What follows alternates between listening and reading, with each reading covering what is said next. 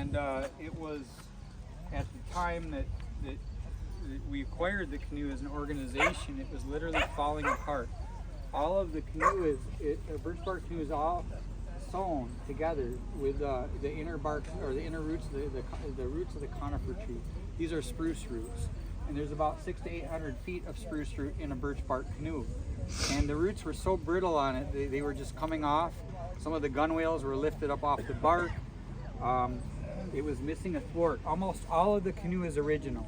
So 95% of it is original. There are out of the ribs, these are the ribs, the Waganuck. Out of the ribs, there are 44 ribs in this canoe, and there are 7 new ribs because 7 of the old ribs were cracked. There are 4 new pieces of sheathing. If you look very carefully, the sheathing is down here. That's the Waganuck. That's what gives it strength, because the ribs are the same way as the grain of the bark. So when you climb into the canoe, when you put your pressure on the ribs, there's no seats. You sit at the bottom of the canoe, it won't crack the bark because of the sheathing. And that sheathing is very thin. It's only like less than a 1/16 of an inch thick, which is why the canoe is so light.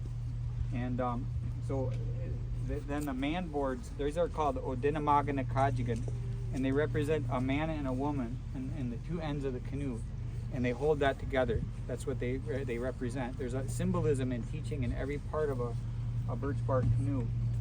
And so those are new. All of this, new ironwood pegs that we pegged this together with, and Keisha and I couldn't really resist. So 2 days ago when we finished it, we took it to Grants Point and we put it in the water, and it was just like a beautiful leaf. It's so fast and lightweight, and it's wonderful, wonderful, wonderful boat. So even at being over a century, it's going to be here on the island to be used and really have a new life, you know. And I think when I'm building a new birch bark canoe, it's a little easier for me than doing a restoration, because a restoration, a lot of the stuff is really old, but the power of doing a restoration is that the canoe is a teacher. So wherever this canoe builder who built this a long time ago, there was really a master of doing it. It's made out of one piece of bark. I'll lift it up and I want to show you. They used one tree. So this tree was, well, it was probably 120 years old. So must be this tree started growing around 1800 the year. And it's just one piece. But when you're doing a restoration, whatever that original builder did, you have to do the same thing. You follow their steps backwards and then you follow their steps forward. So you're really learning by following their exact process. So the bark is in really, really perfect condition. There's nothing wrong with it. It's very, even though it's very old, it's very, very strong. It's very flexible. And the spruce gum is new. Obviously, we scraped off all the old gum. A lot of the original gum was on it. It's still pretty tough. But we had to take that off to fix the stitching underneath it. And then most of the work that we do on a birch bark canoe, we use this tool right here. And this is called a wagikoman in the language, or a crooked knife. And if you're a canoe builder, you're probably a knife maker too, because you got to make your own tools. You can't buy them at a store.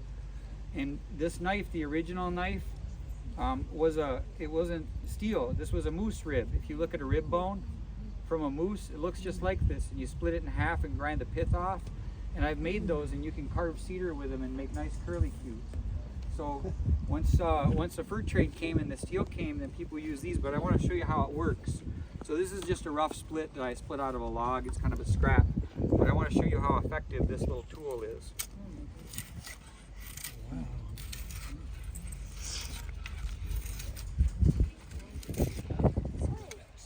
So I can clean this right up, make it perfectly square and smooth really fast, because when you pull towards your body, you have a lot of strength. It takes a long time to get to use it because it's getting used to it. It's different than any modern knife.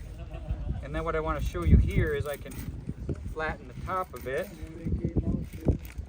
And then one of the things, all the wood on a birch bark canoe on a Wigwasijiman is cedar. Just like when I shared inside about that origin story, the Atazukanan, about the ribs and the cedar tree. It's cedar, and the cedar has this beautiful grain, and it splits so nicely.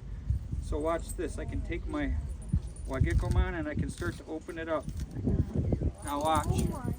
This is how a birch bark canoe is built. The modern tools like a saw, they don't really help you a lot. That one kind of wanted to walk that way on me.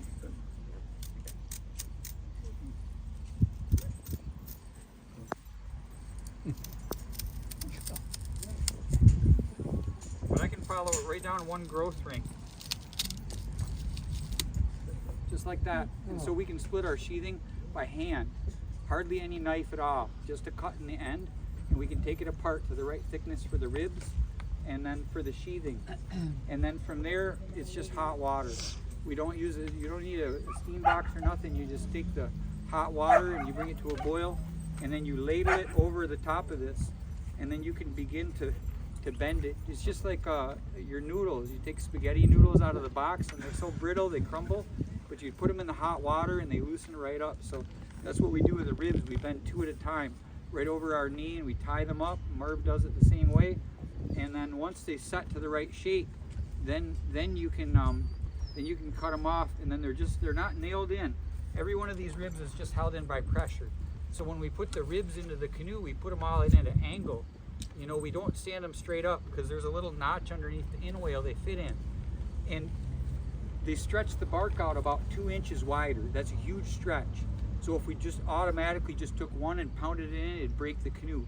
So what we do is we put them at an angle and we tap them about a 1/4 inch forward, all of the ribs, one end to the other, this end this way. And we flip it over and we take boiling water and we pour that boiling water on the bark, and it's so cool because you hear the whole canoe creaking. As that bark softens, it stretches a little bit. And then we turn it over and then we tap it a little more, another 1/4 inch, and we heat the bark up. And little by little, this whole thing takes shape. And like I said, this canoe weighs about maybe 35, 38 pounds. It's very, very lightweight, but very, very strong. There's little holes that